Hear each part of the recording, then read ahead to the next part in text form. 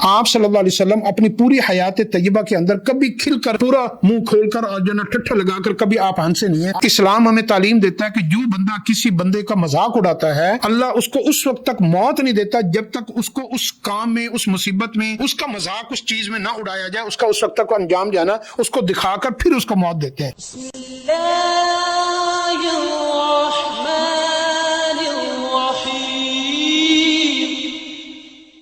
اس وقت پوری دنیا میں سب سے زیادہ جو کنٹینٹ مشہور ہے نا سوشل میڈیا کے اوپر، وہ فنی ویڈیو مشہور ہے۔ ہنسی، مذاق، طنز اور کامیڈی اور تھیٹر اور ڈرامے۔ آپ کو پتہ ہے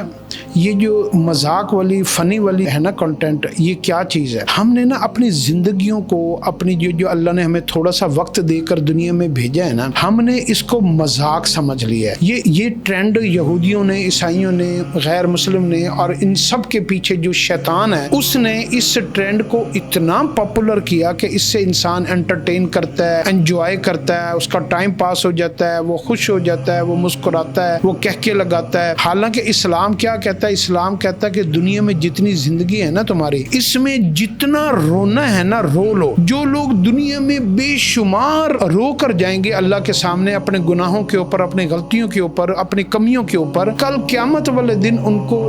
رونا نہیں پڑے گا، ان کو جہنم میں نہیں جانا پڑے گا۔ اور جو بندے یہاں پر ہنسی، مذاق، ٹھٹھا اور جو ہے نا یہ فن اور یہ جو ہے نا، تو ان کو پھر ایک وقت آئے گا کہ موت کے بعد جہنم میں، اگر آپ قرآن کو کھول کر دیکھیں تو جہنموں کی جو چیخیں ہیں نا ان کے اندر ایک دور تک کا جو ہے نا ان کو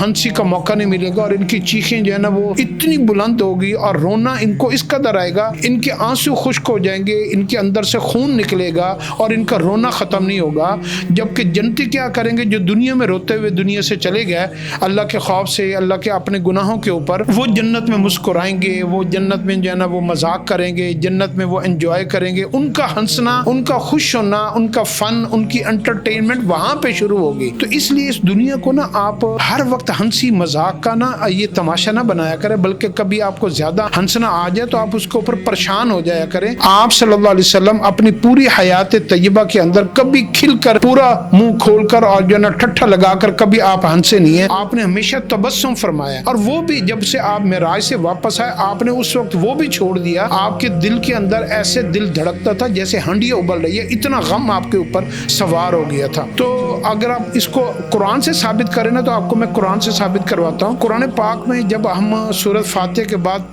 پہلی سورت، دوسری سورت پڑھتے ہیں نا پہلے سپارے کی علی سورۃ بقرہ، اس کا جو پہلا رکوع کے بعد دوسرا رکوع ہے نا، پہلا رکوع تو ایمان کی باتوں کے اوپر ہے کہ ایمان کن کن چیزوں کے اوپر لانا چاہیے۔ دوسرا رکوع جو ہے نا اس میں ساری کی ساری ہنسی، مذاق، تمسخر، مذاق اڑانا، اس کے اوپر بات کی گئی ہے۔ مکے کے اندر جتنے بھی سردار تھے اور طاقتور لوگ تھے، مالدار لوگ تھے، صاحب حیثیت لوگ تھے، انہوں نے مذاق بنا لیا تھا آپ صلی اللہ علیہ وسلم کی باتوں کا، دین اسلام کا، قرآن کا، وحی کا، اور آپ کی ذات اقدس کا، یا آپ کی ذات کے اوپر فکرے کستے تھے اور بیٹھ کر محفلیں جماتے تھے اور لمبے لمبے لطیفے چھوڑتے تھے، شگوفے چھوڑتے تھے اور آپ کی توہین کرتے تھے۔ یہ جو ہنسی مذاق ہے نا، یہ دوسرا رکوع ہے سورۃ بقرہ کا اور قرآن کی ابتدا ہے۔ یہاں سے پھر ان لوگوں کی جو قسمت بنی، ان کی جو تقدیر بنی، ان کا جو انجام ہوا، آپ نے کبھی اس کے اوپر غور کیا؟ ان کا انجام وہ سب کفر کے اوپر مرے، یعنی وہ ایمان سے خالی ہو کر دنیا سے گئے، اور ایسا عبرتناک ان کا انجام ہوا کہ دنیا میں بھی ناکام اور آخرت میں بھی ہمیشہ ہمیشہ کا ناکام، رسوائی کی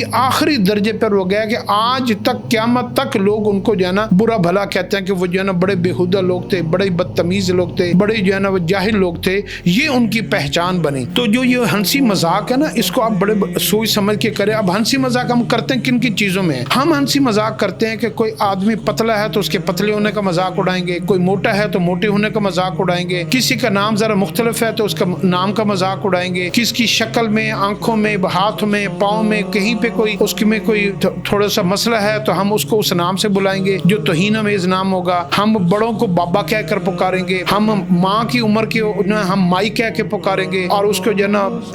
ایسے ایسے نام سے جس سے بندے کی توہین ہوتا ہے۔ ہم عالم کو مولوی کہہ کر پکاریں گے بڑی توہین آمیز لفظ میں۔ ہمیں پتہ ہی نہیں چلتا کہ ہم اپنی زندگی میں کس قدر غافل ہو کر ایسے ایسے لفظ استعمال کرتے ہیں کہ جس سے دوسروں کا دل دکھتا ہے، اور ہم اپنا فن بنا رہے ہوتے ہیں اور بڑے مزے سے ہم لطیفہ سناتے ہیں، یار ایک مولوی تھا وہ ایسا تھا، ایک فلاں تھا وہ ایسا تھا، ایک قاری تھا وہ ایسا تھا، تو ہم نماز کا مذاق اڑائیں گے، ہم خواتین کا مذاق اڑائیں گے، خواتین کا مذاق اڑائیں گی، دوسروں کی غیبت کریں گے۔ تو ہم اپنی محفلیں جب جماتے ہیں نا، تو اس محفل کو رونق اور زینت اور جو ہے نا اس کو مزہ دینے کے لیے ہم جو ہے نا کسی نہ کسی کا مذاق اڑاتے ہیں، چاہے وہ لوگ وہاں پر موجود ہوں، چاہے وہ لوگ وہاں پر موجود نہ ہوں۔ اور اللہ نے سورۃ حجرات میں کیا کہا ہے؟ یا ایھا الذین آمنوا لا یسخر قوم من قوم عسى ان یکونوا خیرا منهم ولا نساء من نساء۔ اس میں عورت کا بھی اسپیشل ذکر ہے کہ اے ایمان والو، کبھی کسی کا مذاق نہ اڑاؤ، چاہے تم اسے جیسا بھی پاؤ، حقیر پاؤ، کمزور پاؤ، محتاج پاؤ، کمیوں والا پاؤ۔ ہو سکتا ہے اللہ کی کوئی ادا اس کو اتنی پسند ہو کہ وہ تمہارے سے زیادہ اللہ کو محبوب ہو۔ تو اس لیے کسی کا مذاق اڑانا، اور عورتوں کو خاص طور پر کہا کہ عورتوں کا بہت مذاق اڑاتی ہیں اور اس طریقے سے جو ہے نا وہ محفلوں کو جماتی ہیں۔ تو یہ مذاق اڑانے والی ہماری یہ جو عادت ہے نا سوشل میڈیا میں فن کو، اور خاص طور پر یہ جو ہمارے جو بچے